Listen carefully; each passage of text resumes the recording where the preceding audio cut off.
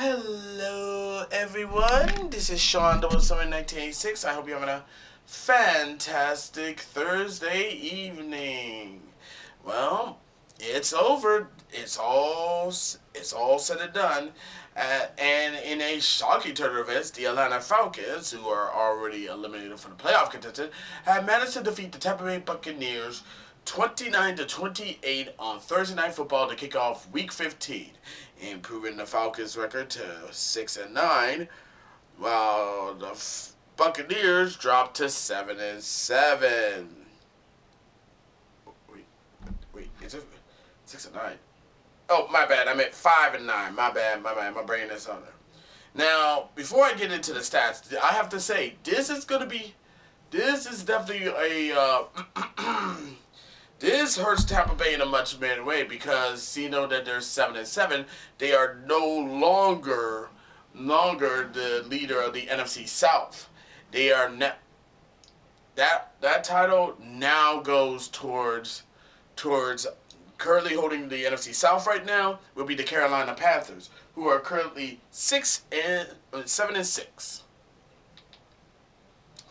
So in a way, yeah. So anyway, yeah, this was a game. This was a game that Tampa Bay had to win in order to get their thing, in order to win, but in order to keep pace, to keep a lock on the NFC South. But they blew it. They fucking blew it. They really, really fucking blew it.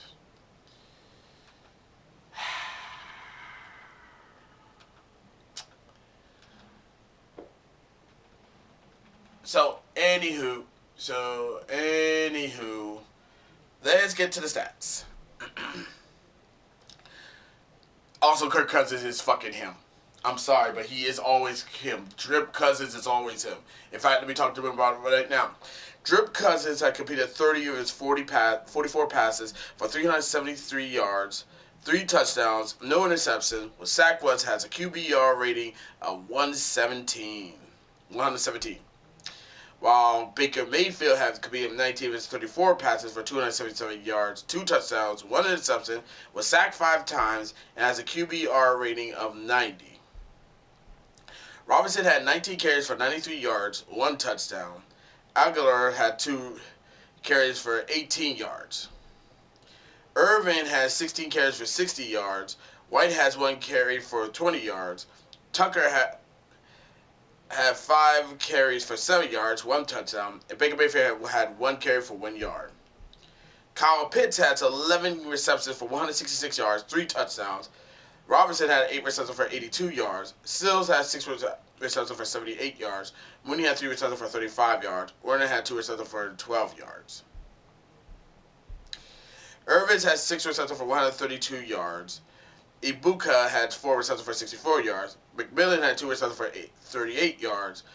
Godwin had 4 receptions for 20 yards, 1 touchdown. Irvin had 1 reception for 11 yards. Cope had 1 reception for 6 yards, 1 touchdown. White had 1 reception for 6 yards. Ted Johnson, he was just there. Atlanta dominated in the yards department.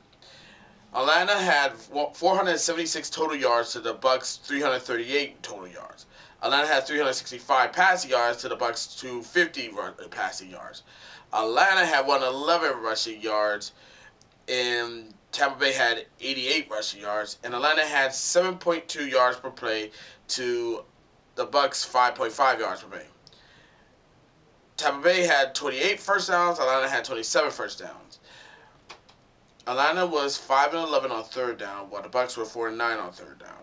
Atlanta was 1-1 on fourth down, while the Bucks never went for it on fourth down. Atlanta ran a total of 66 plays, while the Bucks ran a total of 62 plays. Bucks allowed 5 sacks, while Atlanta allowed 1 sack. Both teams punted the rock 4 times. Oh my old sweet Jesus! Y'all gonna listen to this? Listen to the penalties and the yards that cost. Atlanta had racked up 19 penalties that cost them 125 yards, while the Bucks racked up 4 penalties that cost them 25 yards. Before I continue, I gotta ask the Bucks. You had a team that racked up so many penalties that cost them a crap ton of yards. And yet, for some reason, y'all lost? How? How? Just how? Just how? Because it's like, there's no way. There's no fucking way. There's no fucking way. Just, oh my God. Oh my God. How fucking terrible is it? I just, wow. And keep in mind, this is the team where, keep in mind that this is the team that have missed the playoffs. You lost to a fucking team that was eliminated from playoff contention.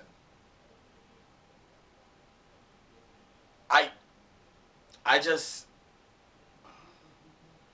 couldn't be fucking me. Couldn't be fucking me. Couldn't be fucking me. Let's continue. Atlanta lost one fumble. Bucks didn't. The Bucks threw one interception. Atlanta didn't. Atlanta dominated the time of possession with 31-51, while the Bucks ran the time of possession of 28-09. Atlanta had racked up 38 tackles, while the Bucks racked up 35 tackles. Atlanta made in the field goals department. Atlanta was one of one from the field goal, while the Bucks were 2-2. And in the red zone, both teams were perfect in the red zone, with Atlanta going 4-4 in the red zone, while the Bucks went 3-3 in the red zone. So yeah, this was a fight. This was a drag-out fight, and Atlanta, despite making a shit ton of mistakes and fuck ups, they managed to pull out a victory. And like I said, this hurts. This hurts Tampa Bay because this was an NFC South game, and you know how rivalry games are, everyone. Rivalry games are always the hardest ones. Are the games where even a loss can hurt. And yeah, they lost by, and yeah, everyone say, well, Bucks only lost by 1 point. They're still good in the playoffs. Yeah, but now they're no longer the divisional. Now they're no longer the divisional leaders of in the playoff picture. Now that belongs to Carolina, and now that belongs to Carolina. And knowing the Bucks, and I know the Bucks, and knowing them. They are hoping that some team will beat Carolina, so that way they can reclaim that spot. But knowing Carolina, they're happy they got this, and they're gonna try their damnedest to make sure they get this that they keep this up, keep the NFC South in their grasp. But oof, boy, let me take a look at the playoff picture now. The NFC playoff picture.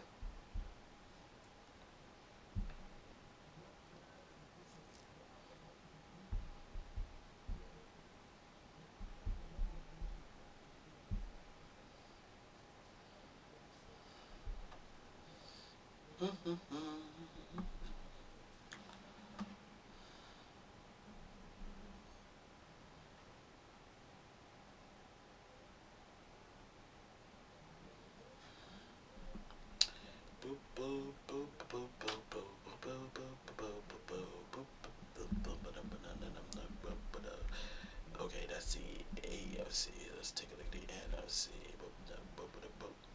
Yeah.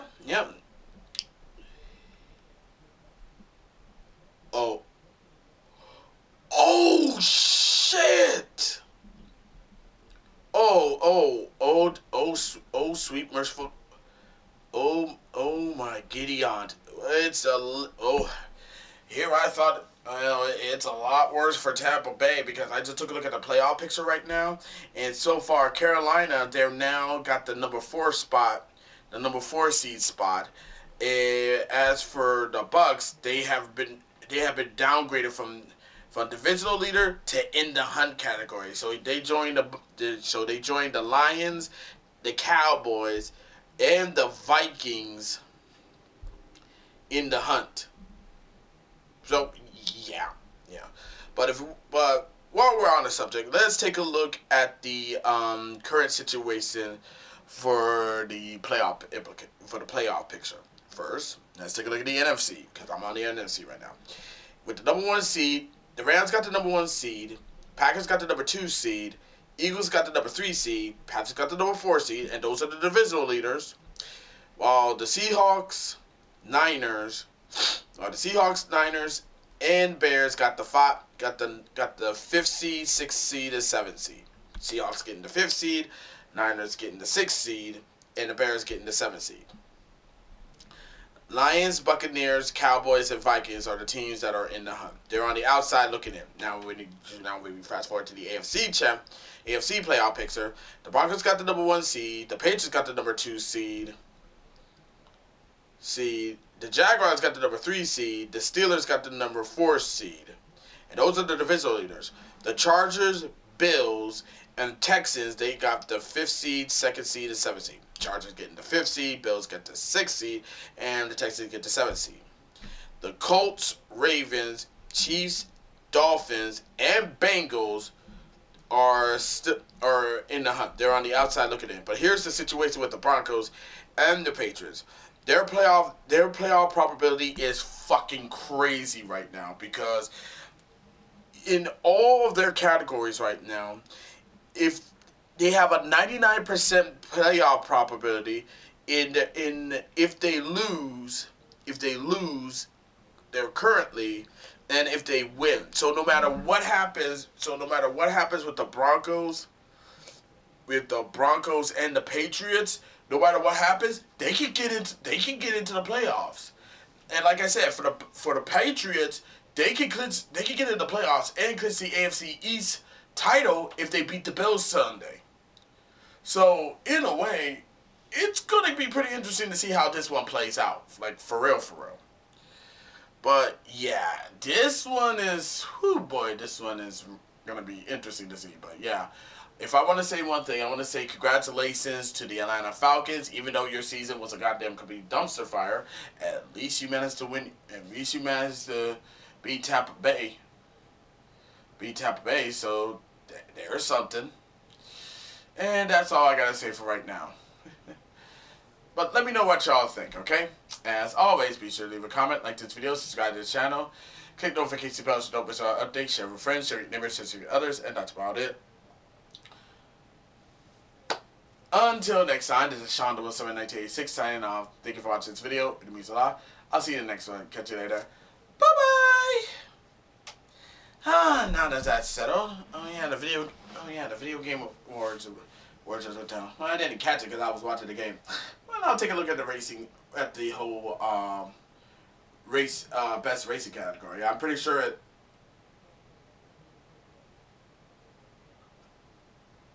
Mario Kart World, a game that's like fucking mid to me. No, seriously, it was mid to me. This game beat out Sonic Racing Crossworlds? Oh, that is so fucking cap right there. That's so goddamn cap. Like, really?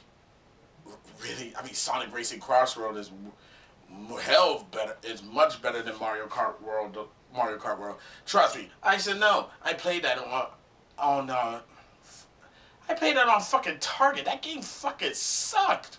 And yet you're trying to tell me that beat out Sonic Racing Crossroad, which, let's be real, that game is a hell of a lot better and had way more content than Mario Kart World.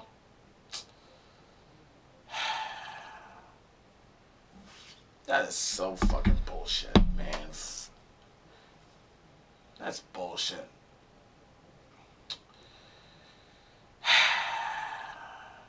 Just more goddamn proof that the video game awards is fucking rigged like a motherfucker. At least Claire Obscure 33 won. Game of the Year, at least. Among other things.